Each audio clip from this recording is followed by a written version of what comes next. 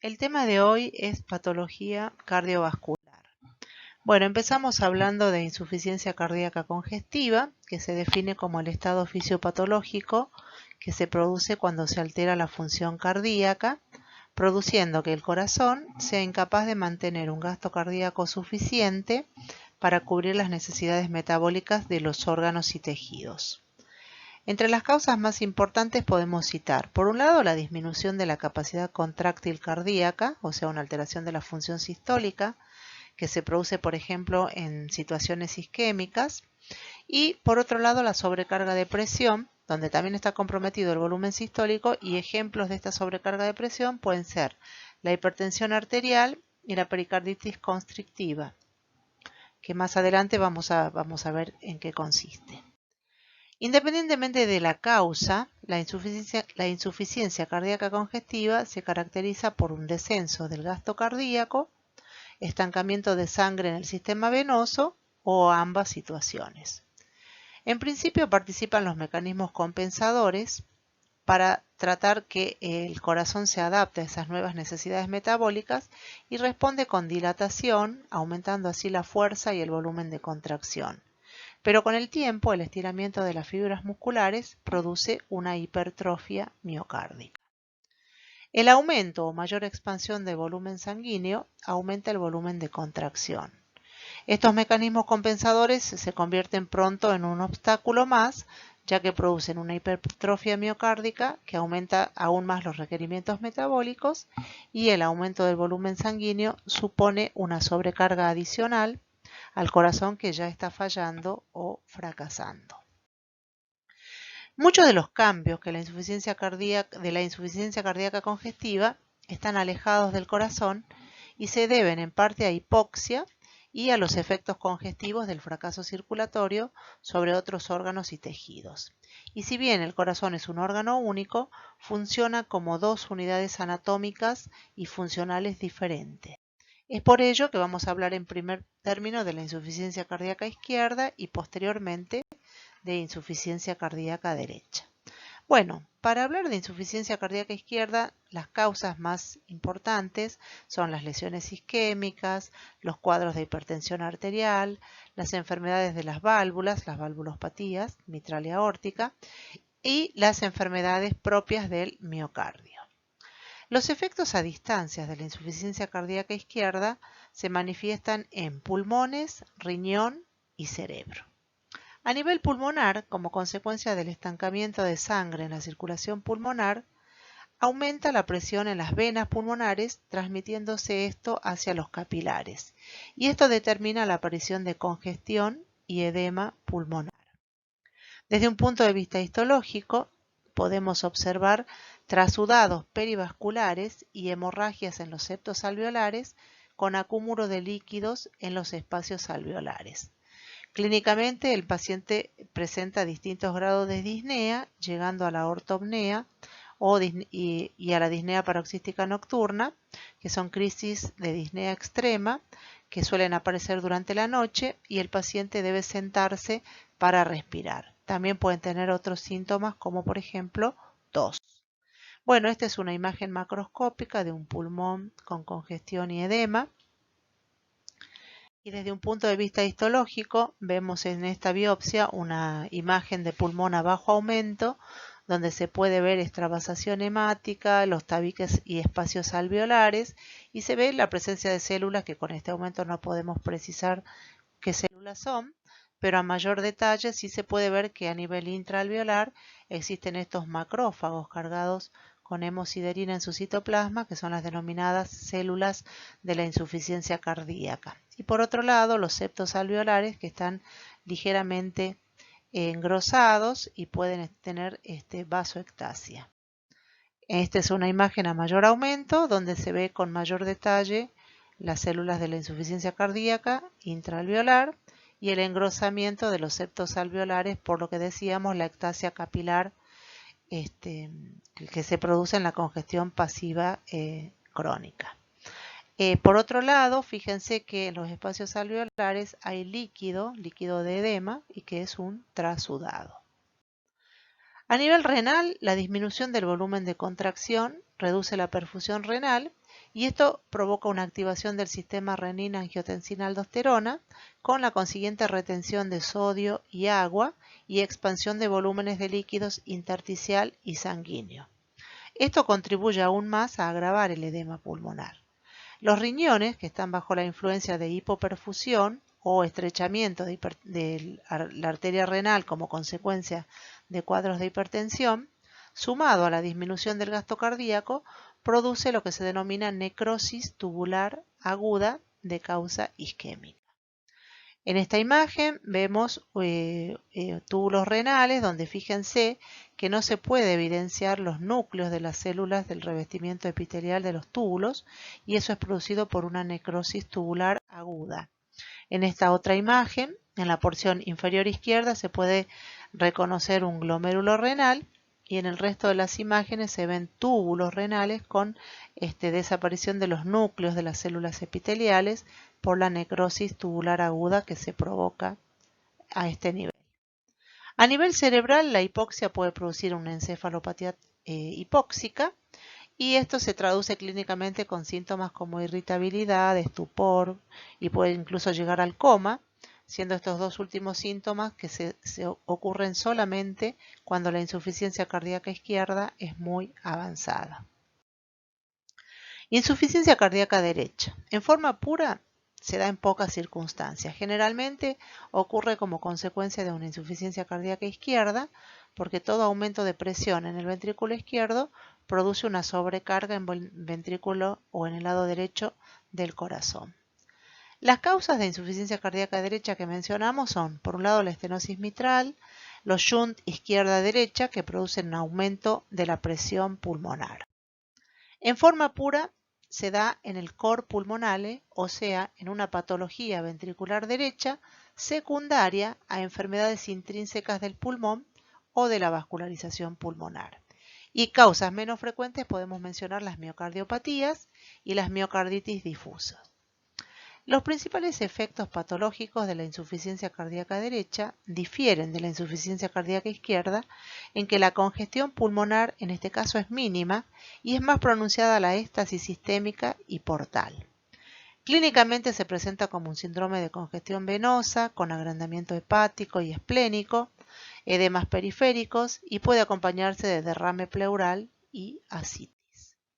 Los órganos más afectados son el hígado, que está aumentado de tamaño y peso, macroscópicamente tiene un aspecto moteado y eso se denomina hígado en nuez moscada. Este aspecto se debe a la acentuación congestiva a nivel centrolobulillar, rodeado de zonas más pálidas, a veces con esteatosis. Los hepatocitos pueden estar atróficos a consecuencias de la hipoxia congestiva relacionada con la éstasis sanguínea en los sinusoides centrolobulillares. Esto se denomina congestión pasiva crónica del hígado y cuando la hipoxia central es grave puede llegar a una necrosis centrolobulillar, lo cual se suma a la congestión sinusoidal. Macroscopía de un hígado en nuez moscada, el aspecto moteado que describía previamente, y acá una imagen histológica. En la porción inferior derecha de la imagen podemos evidenciar un espacio porta y en la porción central de la imagen la extravasación hemática que le da el aspecto moteado. En esta otra imagen tenemos la porción centrolobulillar en el centro de la imagen que tiene necrosis centrolobulillar y rodeando en la periferia los hepatocitos parcialmente preservados. Si la insuficiencia cardíaca es grave, da lugar a ruptura de los sinusoides con necrosis hemorrágica central. Si el paciente no fallece por la insuficiencia cardíaca, esas áreas necróticas se fibrosan, provocando lo que se denomina esclerosis o cirrosis cardíaca. A nivel esplénico se produce un aumento de tamaño, un aspecto cianótico y desde un punto de vista histológico podemos identificar en el vaso dilatación sinusoidal con áreas de hemorragias recientes y depósitos de hemosiderina, lo cual le da un aspecto de una esplenomegalia congestiva. Este es el aspecto macroscópico de la congestión esplénica. La cápsula está a tensión, está más firme, el órgano puede estar aumentado de peso y de tamaño. Y a nivel renal, la congestión e hipoxia renal produce un aumento de la retención de sodio y agua. También tenemos edema a nivel del tejido celular subcutáneo, edema en las porciones declives, o sea, si el paciente está de pie a nivel de los maléolos. Si el edema se generaliza, hablamos de anasarca, y puede haber edema en cavidad pleural. A nivel cerebral, encefalopatía hipóxica son las alteraciones de la insuficiencia cardíaca derecha. Bueno, esta es una imagen de montaña, un camino de montaña de mi provincia, Catamarca, y bueno, les quería mostrar para cambiar de tema. Bueno, ahora pasamos a otro tema que es la fiebre reumática y cardiopatía reumática. Bueno, se define como una enfermedad inflamatoria aguda, recidivante, que afecta a los niños y que en general está en relación a una infección faríngea producida por el estreptococo beta hemolítico del grupo A. Se cree que se trata de una respuesta inmune a agentes estreptocóxicos que incitan una reacción cruzada contra agentes tisulares en el corazón o bien una respuesta inmune a agentes tisulares. Es una enfermedad que se caracteriza por presentar fiebre, poliartritis migratriz de grandes articulaciones, carditis, nódulos subcutáneos, corea de Sydenham, que es una alteración neurológica caracterizada por movimientos rápidos, involuntarios e intencionales, eritema marginado de piel, y si bien el cuadro agudo puede dar lugar a artritis y miocarditis, ambos se resuelven. La afectación de las válvulas cardíacas produce secuelas funcionales. La cardiopatía reumática crónica se caracteriza por una deformación fibrosa de las válvulas cardíacas, lo cual conduce a insuficiencia cardíaca. Se cree que por año hay entre 15 y 20 millones de casos nuevos en Estados Unidos. Bueno, con respecto a la etiología, se sabe que hay una exagerada reactividad a los agentes estreptocóxicos que producen anticuerpos con reacción cruzadas con agentes tisulares. Hay asociación entre faringitis estreptocóxica y episodio inicial y recidiva de la fiebre reumática. Siempre se acompaña de títulos elevados de antiestreptolicinas o antihialuronidasas. Las recidivas de fiebre reumática son siempre precedidas por una infección estreptocóxica y con respecto a los agentes potenciales, el hialuronato capsular del estreptococo es idéntico al hialuronato humano y los anticuerpos frente a dichas sustancias tienen reacción cruzada con las glucoproteínas de las válvulas cardíacas. Este gráfico explica la patogenia de la cardiopatía reumática aguda y bueno, después de una infección faríngea causada por el estreptococo beta hemolítico del grupo A, se genera una reacción inmune que tiene anticuerpos con reacción cruzada con los que se encuentran a nivel de las válvulas cardíacas. En el caso del compromiso cardíaco por la fiebre reumática puede afectar tanto al endocardio, o sea, las válvulas, al miocardio, como también al pericardio. Y acá tenemos imágenes macroscópicas de una válvula cardíaca deformada. En la imagen del medio, la presencia de vegetaciones a nivel de las válvulas cardíacas. En la parte superior izquierda, un nódulo de Aschoff, que es la lesión patognomónica, que ahora la vamos a describir. Y en la última imagen, la deformación articular producida por la fiebre reumática. Bueno, clínicamente la mayoría de los cuadros comienzan con poliartritis migratriz y fiebre. La latencia entre faringitis y la fiebre reumática es más o menos 1 a 5 semanas. Desde un punto de vista histopatológico, a nivel cardíaco se pueden observar los cuerpos de Aschoff, que son patognomónicos de la fiebre reumática, y que consisten en focos de necrosis fibrinoides rodeados de linfocitos, macrófagos y células plasmáticas. Como tiene necrosis fibrinoides, esos cuerpos de Aschoff con el tiempo son sustituidos por una cicatriz fibrosa. Pueden localizarse en el pericardio, a nivel de la grasa y el tejido fibroso subseroso, y en ese caso se acompañan de una pericarditis que se denomina en pan y mantequilla por el exudado fibrinoso que presenta. En el miocardio se localizan a nivel intersticial en relación con los vasos miocárdicos y en el endocardio, en las válvulas izquierdas, mitral y aórtica, que pueden hacerlo en su espesor o en la región subendocárdica. Se presentan también como focos de necrosis fibrinoides o vegetaciones sobre la línea de cierre de las mismas, pero pueden afectar también o extenderse hacia las cuerdas tendinosas. El compromiso subendocárdico produce engrosamientos geográficos irregulares denominados placas de McCallum, que se localizan en general en la aurícula izquierda.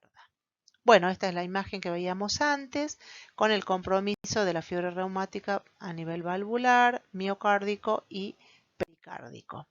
Esta es una imagen a bajo aumento de un miocardio donde a nivel intersticial se observa un infiltrado inflamatorio perivascular y con este aumento no podemos precisar otra cosa, pero acá sí a mayor detalle un cuerpo de Aschoff, necrosis fibrinoide rodeado de linfocitos, plasmocitos e histocitos.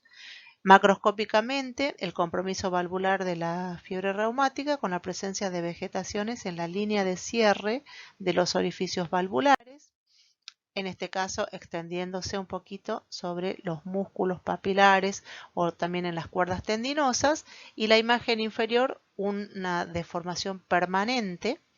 Esto sería una cardiopatía reumática crónica donde ya queda completamente deformada y fibrosada las válvulas cardíacas, lo que le da el aspecto de válvulas en ojal o en boca de pez, que es la denominación que se usa para denominarlas. Recuerden que todas estas áreas de necrosis fibrinoides curan con fibrosis. Bueno, macroscópicamente acá vemos un pericardio blanquecino. En la imagen de la izquierda, ese depósito fibrinoso, y microscópicamente ese depósito fibrinoso que se acompaña del componente inflamatorio y es lo que se denomina pericarditis en pan y mantequilla. Bueno, la cardiopatía reumática crónica se caracteriza por la deformación permanente de las valvas, produciendo engrosamiento y acortamiento de las mismas. La válvula mitral se afecta en 65 a 70% de los casos, la mitral y aórtica en el 25% de los casos y las válvulas derechas en general no se afectan o lo hacen infrecuentemente. La fibrosis y calcificación de las válvulas crea estenosis en boca de pescado u ojal. Cuando hay estenosis marcada de la válvula mitral, la aurícula izquierda se dilata, luego lo hace la aurícula derecha, provocando hipertrofia ventricular derecha. Esta forma crónica aparece muchos años después del cuadro agudo y en general se habla de que aparece a partir de los 10 años de ese cuadro. Bueno, y acá estamos viendo una imagen con el engrosamiento de los velos, fusión y acortamiento de las comisuras, lo que le da el aspecto a las válvulas de boca de pez. Se vuelven rígidas, fibróticas. A nivel articular, el riesgo de artritis aguda aumenta con la edad, afecta a grandes articulaciones, rodilla, codo, pero también puede afectar a las articulaciones de las manos y pies. Microscópicamente se ve lo mismo, un infiltrado inflamatorio mononuclear, edema y depósitos fibrinoides focales. En piel produce las lesiones que se denominan nódulos subcutáneos y el eritema marginado. Afecta a niños.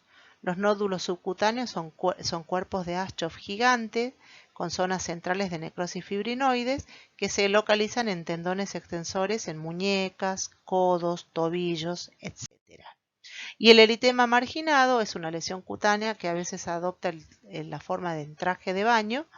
Son lesiones maculopapulares de crecimiento progresivo, algo enrojecido, que tienen un centro claro, un borde enrojecido y ligeramente sobreelevado. Mácula es cambio de color, pápula son lesiones ligeramente sobreelevadas. A nivel arterial, compromete las arterias coronarias, renales, mesentéricas, cerebrales, etc. Y en todas ellas produce arteritis por hipersensibilidad. En pulmones, neumonitis y pleuritis reumática. Son complicaciones raras y en realidad son una reacción intersticial inflamatoria inespecífica. Esta es una imagen para mostrar la poliartritis, las deformidades articulares. Histológicamente vemos en la parte superior izquierda una biopsia de piel donde podemos identificar epidermis, y en la parte media de la imagen la dermis, tenemos vasos capilares rodeados de un infiltrado inflamatorio. Así se ve el eritema marginado, son placas o ligeramente sobreelevadas, una erupción rosada, desaparece solo, es transitorio y no es pruriginoso. Otra foto mostrando el eritema marginado, las lesiones maculopapulares que pueden comprometer distintas regiones del cuerpo. Y acá los nódulos subcutáneos, que representan menos del 1% de la fiebre reumática aguda, son firmes, no dolorosos, el tamaño suele ser inferior a 2 centímetros de diámetro y tiende a ubicarse en las prominencias óseas y tendones. Resuelven espontáneamente y no dejan secuelas. Los criterios de Jones. Los criterios de Jones se dividen en criterios mayores y criterios menores. Estos criterios se usan para establecer el diagnóstico de fiebre reumática. Y fíjense que los criterios mayores son poliartritis, carditis, corea de Sydenham, eritema marginado, nódulos subcutáneos.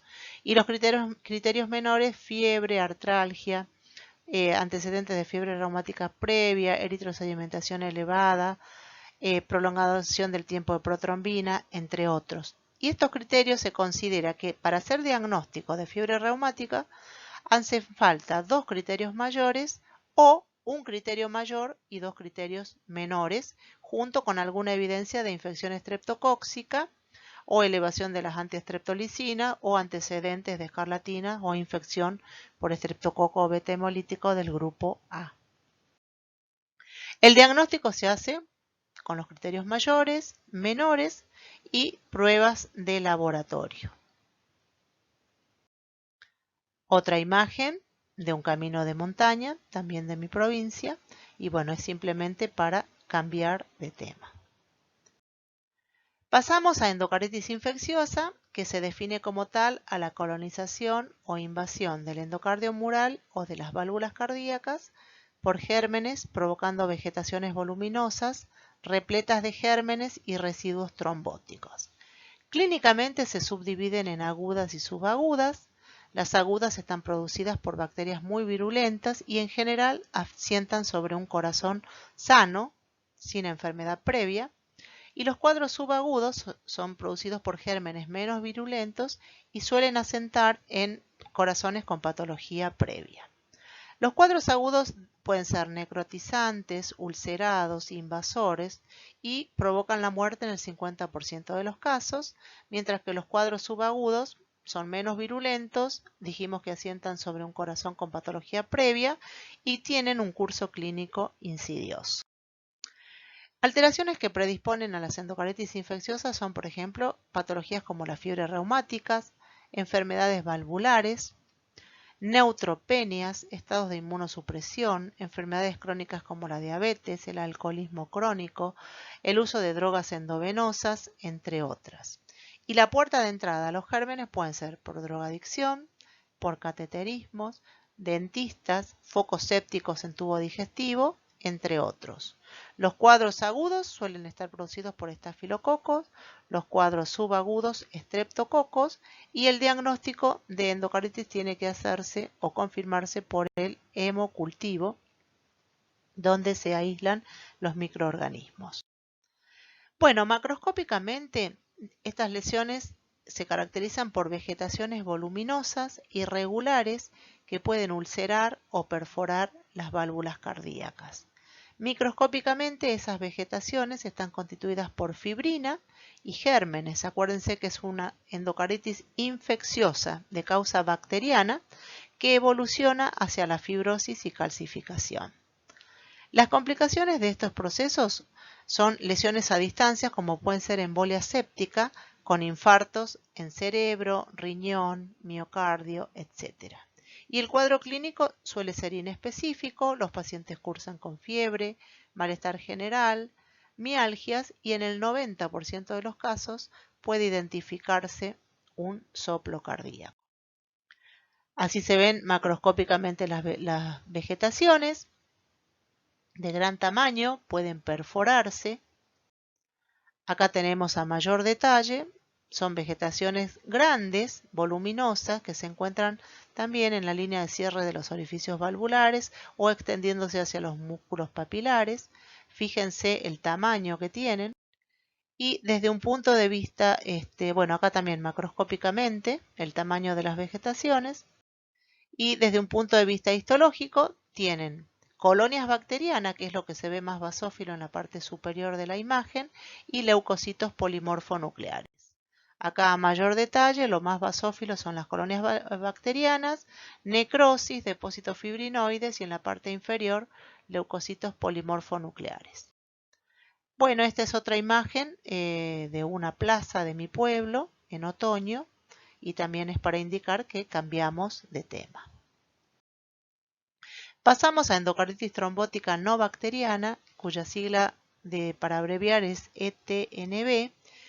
Este tipo de endocarditis consiste en depósitos de fibrina, plaquetas y otros componentes sanguíneos en las orejuelas de las válvulas cardíacas. Estas vegetaciones no contienen gérmenes y por lo tanto están débilmente unidas a las válvulas subyacentes. Son pequeñas, pueden producir embolias e infartos cerebrales. Se dan en pacientes de riesgo, en pacientes debilitados o desnutridos o que padecen algún cáncer o pacientes sépticos y se cree que en su patogenia habría un estado de hipercoagulabilidad o coagulación intravascular diseminada. Imágenes de una endocarditis trombótica no bacteriana. Fíjense que en este caso las vegetaciones son muy pequeñas. Acá tenemos otra imagen macroscópica. Y acá la imagen histológica, lo que se ve en la porción inferior izquierda es lo que queda de las válvulas, el fragmento fibroconectivo, y en la porción superior derecha se ve el componente fibrino, leucocitario y hemático.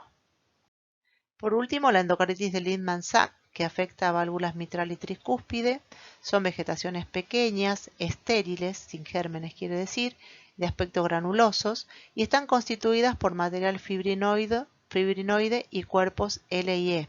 Esta es característica del lupus eritematoso sistémico. A veces es difícil diferenciar de una endocarditis trombótica no bacteriana. Y las lesiones se organizan con fibrosis y deformidad.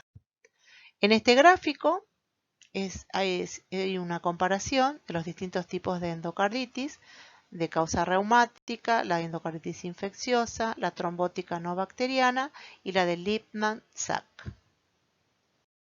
Pasamos ahora a miocardiopatías que se abrevian con la sigla MCP. Bueno, hablamos de miocardiopatías para describir enfermedades primarias del músculo cardíaco. Se clasifican en tres grupos: la miocardiopatía dilatada, hipertrófica y restrictiva. Empezamos con miocardiopatía dilatada. Sabemos que es una enfermedad de causa desconocida. Se pensó en agentes virales y se pensó en el coxsackievirus. Se dio también en pacientes con consumo crónico de alcohol, pensando que en este caso el alcohol es un tóxico directo sobre el miocardio. También en pacientes embarazadas o en periparto, en cuyo caso multifactores o muchos factores determinan la aparición de esta miocardiopatía dilatada: la sobrecarga de volumen, las alteraciones nutricionales o cuadros de hipertensión arterial. Y también se pensó en alteraciones genéticas como causas de esta patología. Desde un punto de vista de los cambios que producen a nivel cardíaco, tenemos hipertrofia y dilatación de las 4 cavidades cardíacas más fallo sistólico. Macroscópicamente, un corazón es grande, blando, de mayor peso y dilatado, por lo cual el espesor de las paredes es menor. Y desde un punto de vista histológico, encontramos hipertrofia de fibras musculares. Acá en este gráfico mostramos un corazón normal y la miocardiopatía dilatada, donde podemos ver el agrandamiento y dilatación de las 4 cámaras cardíacas. Imagen macroscópica de una miocardiopatía dilatada. Fíjense las cavidades dilatadas, las paredes adelgazadas, pero desde un punto de vista histológico, el músculo está hipertrófico. Y acá tenemos la hipertrofia miocárdica que se observa en la miocardiopatía dilatada. Esta es una técnica de tricrómico de Masson para ver la hipertrofia de fibras musculares, y lo que aparece de azul o celeste corresponde a fibrosis. Y en esta imagen, una imagen macroscópica del corazón donde se identifica la dilatación e hipertrofia de las 4 cavidades, y en el lado derecho una imagen histológica, un tricrómico, donde se puede ver fibrosis intersticial y la hipertrofia de los miocitos. Ahora pasamos a miocardiopatía hipertrófica, también denominada estenosis subaórtica hipertrófica. Se caracteriza por presentar hipertrofia miocárdica, déficit de llenado diastólico y obstrucción del tracto de salida del ventrículo izquierdo. En este caso hay una hipertrofia asimétrica del miocardio sin dilatación ventricular. Histológicamente presenta hipertrofia de los miocitos con disposición desordenada de los mismos, acompañado de fibrosis intersticial sustitutiva. La patogenia no se conoce, pero se sabe que se transmiten con carácter autosómico dominante o recesivo, y tiene complicaciones como ser fibrilación auricular con formación de trombos, embolias, puede llevar a una insuficiencia cardíaca intratable o a la presencia de arritmias y muerte súbita. En este gráfico, de nuevo, el corazón normal y la miocardiopatía hipertrófica, el músculo cardíaco hipertrófico, pero acá no hay dilatación ventricular. Una imagen macroscópica, la hipertrofia sin dilatación de la cavidad ventricular. Acá lo mismo, el engrosamiento hipertrófico de la pared, reducción del tamaño del ventrículo. Y acá una imagen histológica para ver el desarreglo o la desorganización de las fibras miocárdicas hipertróficas. Eso es una característica, la hipertrofia desordenada de las fibras musculares.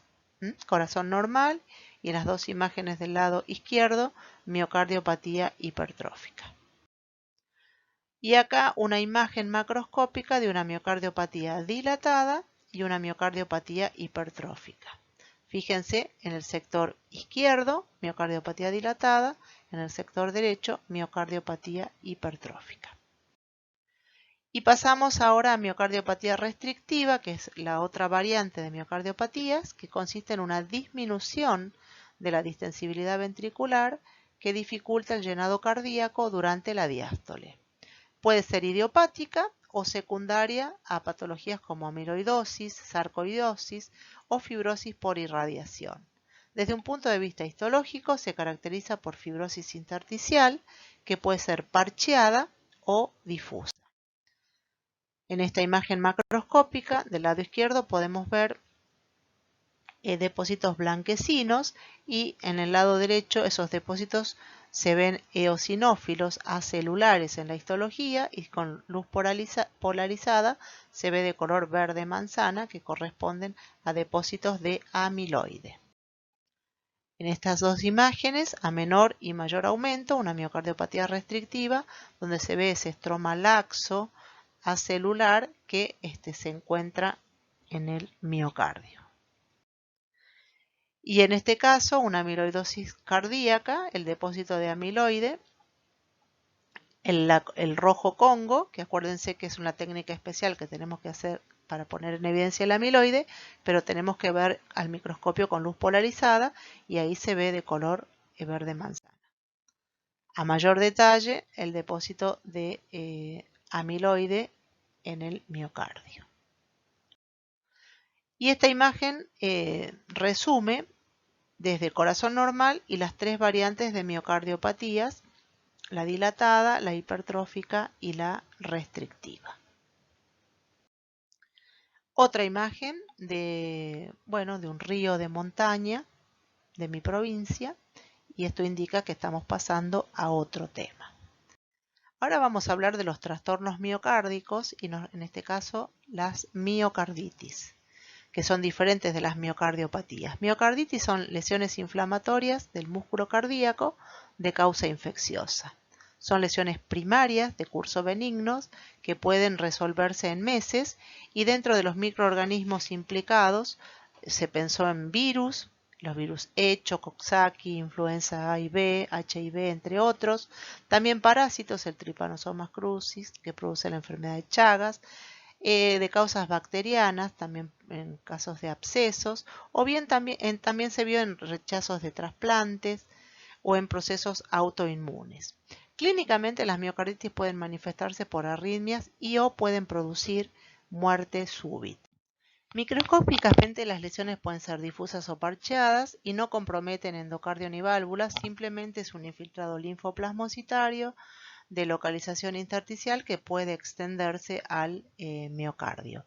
Y se describen dos subtipos o dos variantes que son la miocarditis idiopática, que cursa con presencia de granulomas, y la miocarditis de células gigantes que es de mal pronóstico, de causa desconocida, y desde un punto de vista histológico, además del componente inflamatorio linfoplasmocitario que les describí antes, tiene células gigantes. En general, esta tiene muy pero muy mala evolución.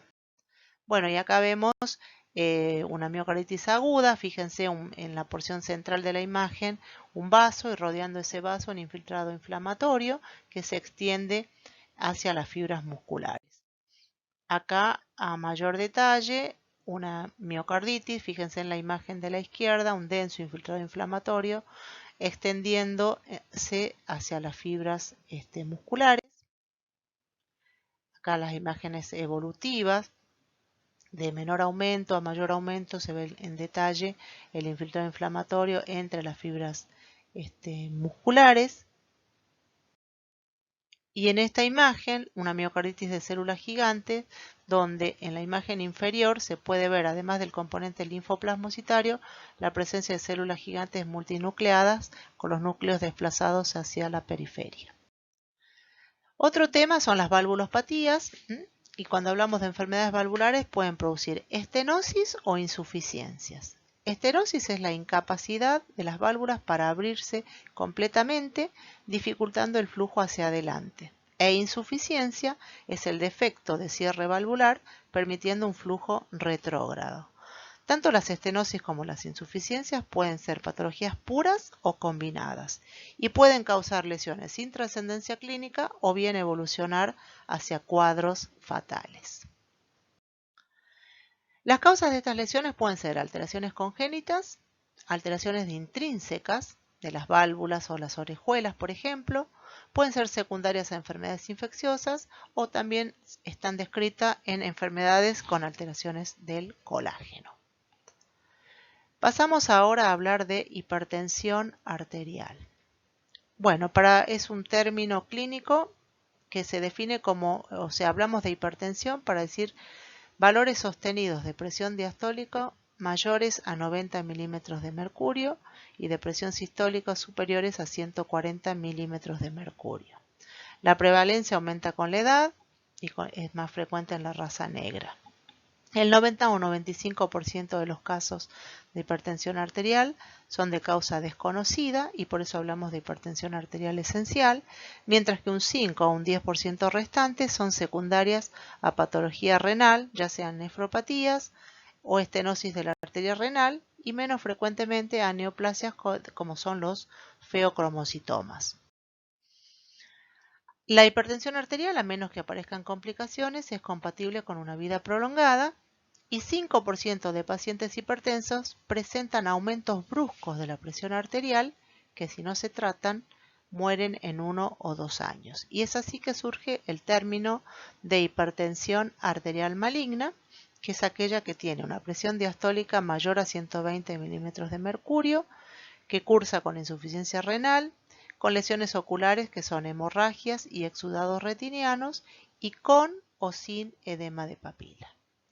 Bueno, para hablar de hipertensión arterial tenemos que recordar cómo se regula la tensión arterial. Y sabemos que depende de dos variables hemodinámicas, que son el gasto cardíaco y las resistencias periféricas. A su vez, el gasto cardíaco y las resistencias periféricas dependen de otras variables como ser el volumen sistólico, la frecuencia cardíaca, el diámetro interior de los vasos, y esto a su vez está regulado por el sistema nervioso autónomo, el endotelio vascular y el sistema renina-angiotensina-aldosterona. Sabemos que la hipertensión arterial, desde un punto de vista epidemiológico, duplica el peligro de que aparezcan enfermedades cardiovasculares, de ahí es su importancia. Sabemos que en el 35% de los eventos cardiovasculares y en el 49% de las fallas cardíacas los pacientes tienen hipertensión arterial y que aumenta con la edad, igualándose tanto en hombres como en mujeres. Retomando lo que decíamos de la tensión arterial, bueno, dijimos que depende del gasto cardíaco y de las resistencias periféricas. A su vez, el gasto cardíaco depende de dos variables, como ser el volumen sanguíneo, los factores cardíacos, la frecuencia cardíaca y la contractilidad, y las resistencias periféricas están reguladas por factores humorales, constrictores y dilatadores, factores neurales también, constrictores y dilatadores, y también factores locales como ser la autorregulación, pH, hipoxia, etc. Otro tema que tenemos que considerar son las cardiopatías. Y los tipos de cardiopatías se subdividen en tres subgrupos: la cardiopatía isquémica, la cardiopatía hipertensiva y el cor pulmonal.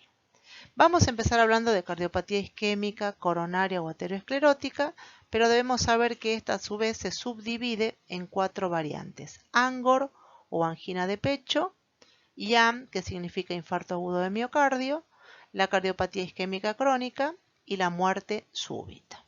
Entonces, para hablar de cardiopatía isquémica o coronaria o aterosclerosis, sabemos que se produce como consecuencia de una reducción de oxígeno, como consecuencia a su vez de un descenso de perfusión, o por la presencia de placas ateroscleróticas que provocan estenosis fijas o ateromas o vasoespasmo. El vasoespasmo es producido por los derivados de las plaquetas y en general cursan con trombosis sobreañadidas. ANGOR o angina son crisis de dolor precordial paroxístico causado por una isquemia miocárdica de causa aterosclerótica o coronaria, y se describen tres formas clínicas. Por un lado, el ANGOR o angina típica, que es la más frecuente, aparece por esfuerzo, caminar, correr, etc., y se caracteriza porque el paciente hace reposo y el dolor precordial cede. También tenemos la angina de Prinzmetal, que ocurre en pacientes que se encuentran en reposo, se producen por espasmos coronarios y cede el dolor con vasodilatadores. Y la otra variante es la angina inestable, que son las denominadas crisis subintrantes o el mal llamado preinfarto, crisis de dolor precordial. Con respecto a los infartos agudos de miocardios, de acuerdo a su extensión en el miocardio, si comprometen toda la pared, se denominan transmural, y si comprometen la porción interna de la pared, se denominan subendocárdicos. O sea, los subendocárdicos son próximos a la cavidad por hipertrofia vascular o vasoespasmo. Los factores de riesgo para el desarrollo de un infarto agudo de miocardio son diabetes, hipertensión arterial, tabaquismo crónico, hipercolesterolemia, entre otros. Y la patogenia, como dijimos antes, está íntimamente relacionado con una aterosclerosis complicada, ya sea que la placa se complica con un trombo, que se rompe, que se ulcera, etc. Y también puede producirse una embolia, un tromboembolismo pulmonar, donde el trombo impacta en un vaso del árbol coronario y obstruye una arteria coronaria o alguna de sus ramas. Bueno, en este gráfico lo que vemos es cómo se produce un infarto. Lo primero que ocurre es una obstrucción de la arteria coronaria, origina una zona de necrosis isquémica subendocárdica y el resultado final de esa obstrucción es la necrosis isquémica, que puede llegar a comprometer todo el espesor de la pared del miocardio. En este gráfico mostramos un infarto subendocárdico en la parte superior y en la parte inferior un infarto transmural que compromete todo el espesor de la pared. Una imagen macroscópica de una cicatriz antigua de un infarto agudo de miocardio, un área cicatrizal blanquecina. En esta imagen histológica es una imagen de un infarto de miocardio. Bueno, con este aumento no podemos describir la lesión, pero sí en este aumento donde podemos ver la necrosis de las fibras miocárdicas. Fíjense que pierden los núcleos, es una necrosis de coagulación, se puede ver completamente la forma de la célula preservada, pero pierde su núcleo. Acá un infarto agudo de miocardio de 48 o 72 horas de evolución, donde se ve entre las fibras miocárdicas necróticas un aflujo de leucocitos polimorfonucleares. A mayor detalle lo mismo. Y en esta la necrosis de coagulación característica del infarto. Podemos ver la forma de las células, pero no vemos los núcleos. Y acá una etapa, toda la evolución histopatológica. En la primera imagen la necrosis, en la segunda el aflujo de leucocitos polimorfonucleares, que se hace muy evidente a las 48 o 72 horas de producido el infarto en la imagen C, y en la imagen D la inflamación aguda y en la porción inferior las células miocárdicas necróticas. Acá lo mismo, el denso infiltrado o leucocitario entre las fibras miocárdicas necróticas, y en esta imagen lo mismo que estábamos describiendo antes, hasta llegar a la necrosis total. Seguimos viendo las mismas imágenes y acá agregamos un tricrómico. Lo que se ve de azul es la fibrosis. Recuerden que toda esa área de necrosis isquémica va a ser sustituida por una cicatriz fibrótica que va a persistir el resto de la vida del paciente. Bueno, y un infarto puede complicarse. Si bien en un 10% o un 20% no tiene complicaciones, lo más frecuente es que sí presente complicaciones, que pueden ser arritmias, insuficiencia ventricular izquierda aguda, o edema agudo de pulmón, o un shock cardiogénico, o puede romper la pared, ocasionando una ruptura ventricular, o bien fenómenos tromboembólicos. En esta imagen se puede ver en la parte superior derecha un área hemorrágica negra de color negruzco y que corresponde a una parte de ruptura del miocardio. Y histológicamente la parte hemorrágica corresponde a la ruptura que veíamos en la macroscopía anterior. Y esta es otra imagen de montaña, también de mi pueblo, y que indica que terminamos este tema. Bueno, vuelvo a poner el gráfico que habíamos descrito antes para que no nos perdamos en el tema, cardiopatías isquémicas. Hablamos de anginas y sus variantes, infarto, la definición, las causas, las alteraciones histopatológicas y evolutivas, y ahora vamos a hablar de cardiopatía isquémica crónica. Hablamos de cardiopatía isquémica crónica para describir anomalías cardíacas en pacientes generalmente ancianos que desarrollaron insuficiencia cardíaca progresiva como consecuencia de lesiones isquémicas previas, o sea, tienen historias previas de anginas, de infarto agudo de miocardio, etc. Desde un punto de vista morfológico, los pacientes con cardiopatías isquémicas crónicas presentan corazones de mayor tamaño, de mayor peso, que pueden tener cicatrices de infartos o aterosclerosis de arterias coronarias. Y desde un punto de vista histológico, hipertrofia miocárdica, fibrosis intersticial y perivascular, cicatrices de infartos y puede haber vacuolización subendocárdica difusa. Muerte súbita coronaria. Bueno, es la muerte inesperada de causa coronaria luego de una hora de aparecidos los síntomas. El mecanismo de muerte súbita es por arritmias. Y en nuestro país, fíjense que el 70% de las muertes súbitas están producidas por enfermedades coronarias, un 10% de otras causas y el 20% restante también producidas por enfermedades cardíacas, que pueden ser miocardiopatía hipertrófica, miocardiopatías arritmogénicas, entre otras causas. Y acá un cuadro de las principales causas de muerte súbita en deportistas. Fíjense que la miocardiopatía hipertrófica representa un 30%, seguida por las anomalías de arterias coronarias, hipertrofia ventricular izquierda en menor proporción. Otra imagen del Cerro Nevado, también está en mi provincia, muy cerca de mi pueblo, y se lo ve así en invierno cubierto de nieve. Ahora pasamos a las cardiopatías hipertensivas. Para diagnosticarlas se requiere la presencia de dos criterios. Por un lado, hipertrofia concéntrica del ventrículo izquierdo en ausencia de otra enfermedad. Y el segundo criterio, el antecedente de hipertensión arterial. Desde un punto de vista morfológico, hay un engrosamiento concéntrico del ventrículo izquierdo y el grosor del mismo es superior a 2 centímetros de espesor. Así se ve una cardiopatía hipertensiva sistémica, fíjense la hipertrofia concéntrica del ventrículo.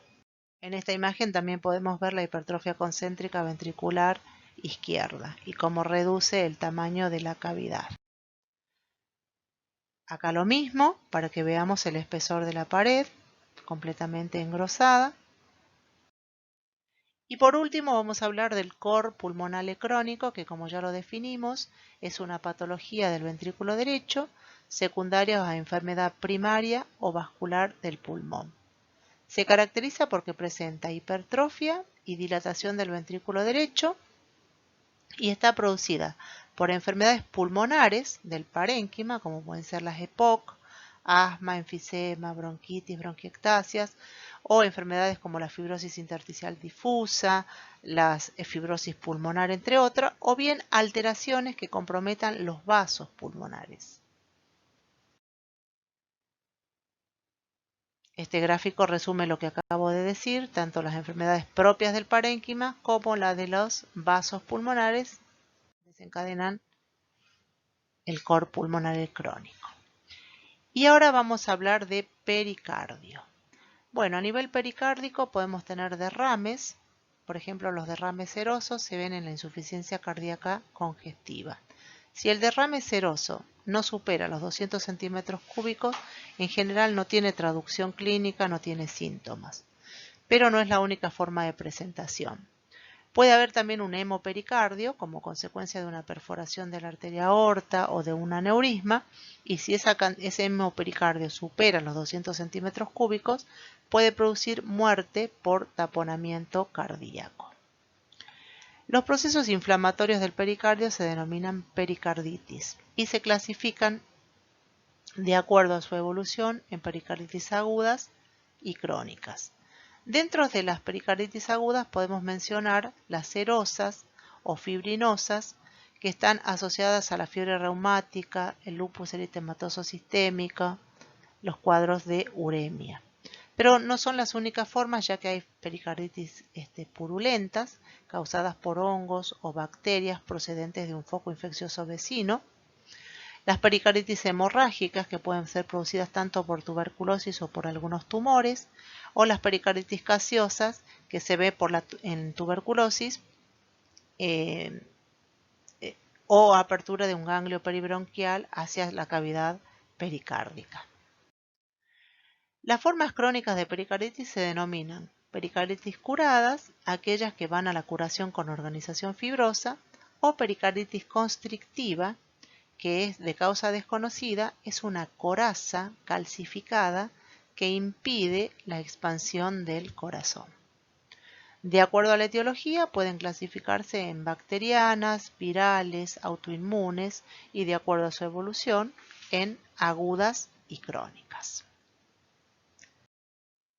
Acá tenemos imágenes de pericarditis constrictiva. Fíjense que se le forma como una coraza, una capa que rodea al corazón, impidiendo que éste pueda distenderse. En este caso, un depósito de material blanquecino en la superficie pericárdica puede ser una pericarditis fibrinosa. Y pasamos al último tema, que son los tumores cardíacos. Los tumores cardíacos se subdividen en tumores primarios propios del corazón y tumores secundarios. Los tumores primarios son muy poco frecuentes y dentro de esa poca frecuencia los mixomas representan el 90% de los tumores. En general los mixomas afectan a pacientes adultos y otros tumores primarios son, por ejemplo, los rhabdomiomas, angiosarcomas y rhabdomiosarcomas. Los rhabdomiomas son neoplasias benignas que suelen encontrarse en niños. Y con respecto a los tumores metastásicos o secundarios, tumores de mama, pulmón, melanomas, linfomas y leucemias pueden metastatizar a nivel cardíaco. Bueno, los tumores, los mixomas, como dijimos, son los más frecuentes. Se ven en pacientes adultos, más frecuentemente en mujeres. Se localizan el 75% en la aurícula izquierda, un 25% o menos en la aurícula derecha y excepcionalmente en los ventrículos. Pueden ser idiopáticos, formar parte de cuadros familiares o formar parte del síndrome de Carney. Son lesiones de tamaño variable, pueden ser sésiles o pediculados, como se ven acá. Y recuerden ustedes que están formados a partir de una célula totipotencial. Es un tumor mesenquimático que toma su nombre por el estroma mixoide que lo constituye. Está formado por células elongadas o estrelladas inmersas en una matriz mixoide laxa y de ahí el nombre. Si bien es una neoplasia benigna, en este caso, bueno, estamos viendo las células elongadas, la matriz mixoide y además se ven macrófagos cargados con hemosiderina.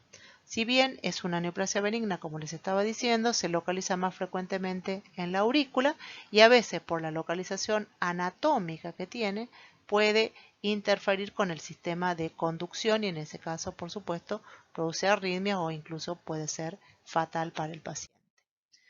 En este caso estamos viendo otra imagen donde se ven células elongadas, poligonales, vasos sanguíneos y alguna hemorragia. Y este es el otro tumor que puede observarse, tumor primario, que es el rhabdomioma, una neoplasia muy poco frecuente que se ve en pacientes en edad infantil. Esta otra imagen es un rhabdomioma de gran tamaño. Y esta es la imagen histológica, un rhabdomioma de tipo adulto, está formado por rhabdomioblastos, es una neoplasia benigna y son, digamos, las dos que se pueden citar, los mixomas en población adulta y los rhabdomiomas en población infantil. Y con esto terminamos la clase, así que les agradezco su atención.